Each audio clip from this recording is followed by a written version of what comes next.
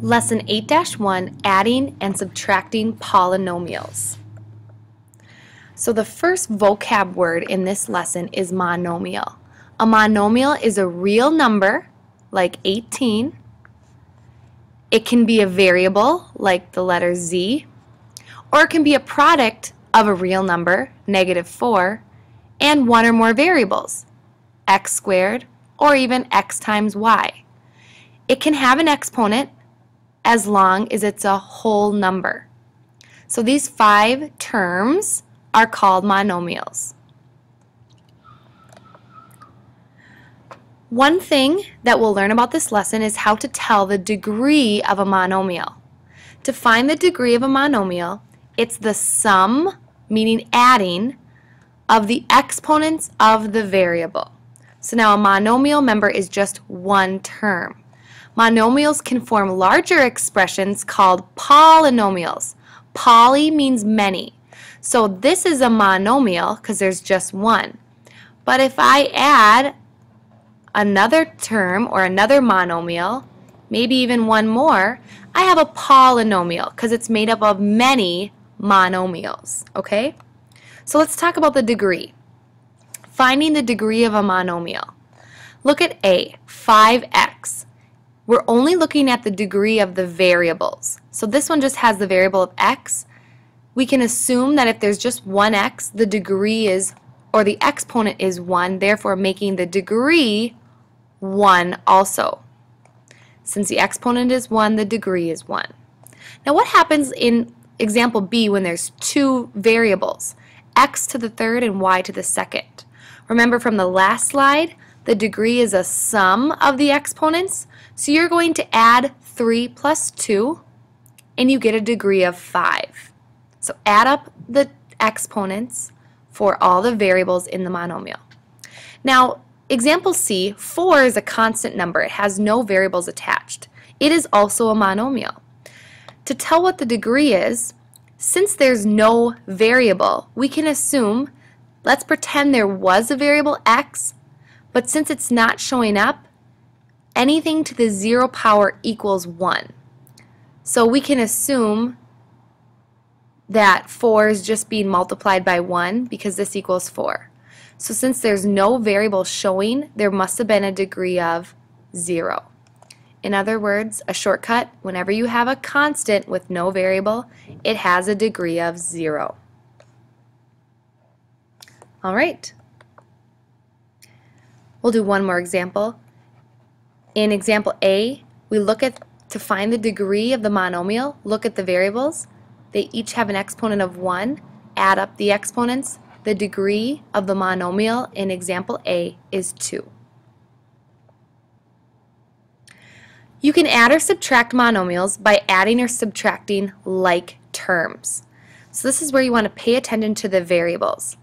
In example A, all of the terms are x squared. We could call it that they're all in the x squared family. Since they're all in the same family, we can combine them.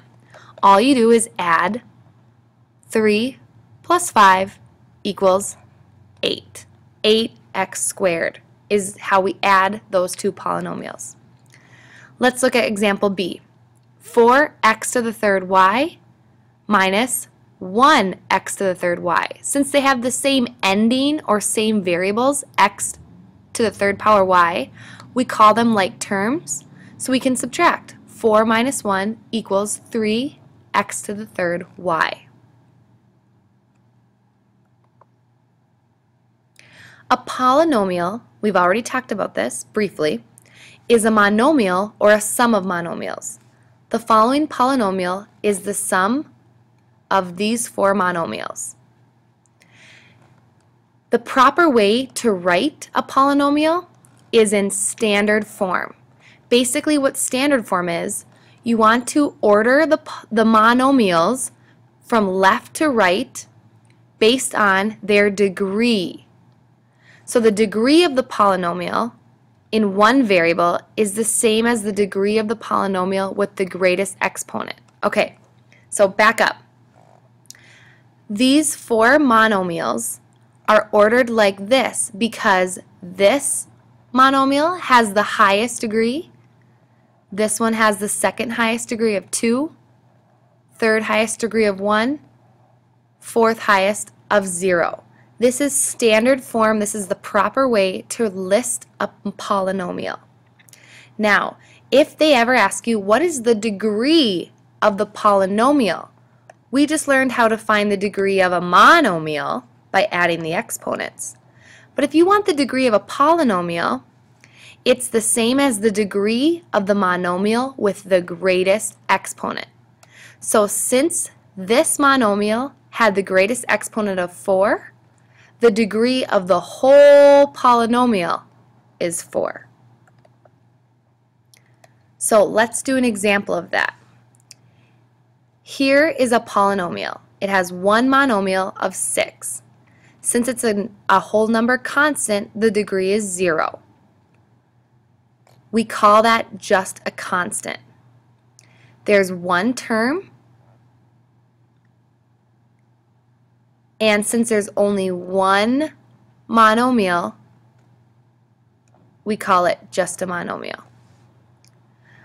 In the second example, 5x plus 9, there are 2 terms.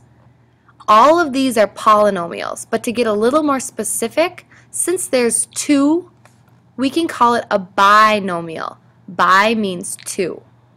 So there's 2 terms.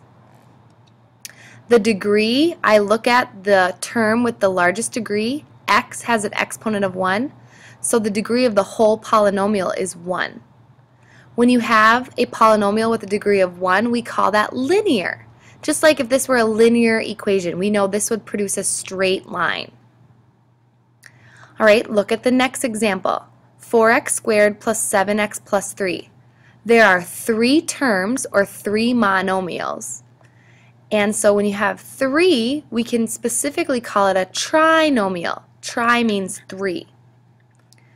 Looking at the degree of this whole polynomial, look at the largest term, or the term with the largest exponent. An exponent of 2 makes the whole degree 2.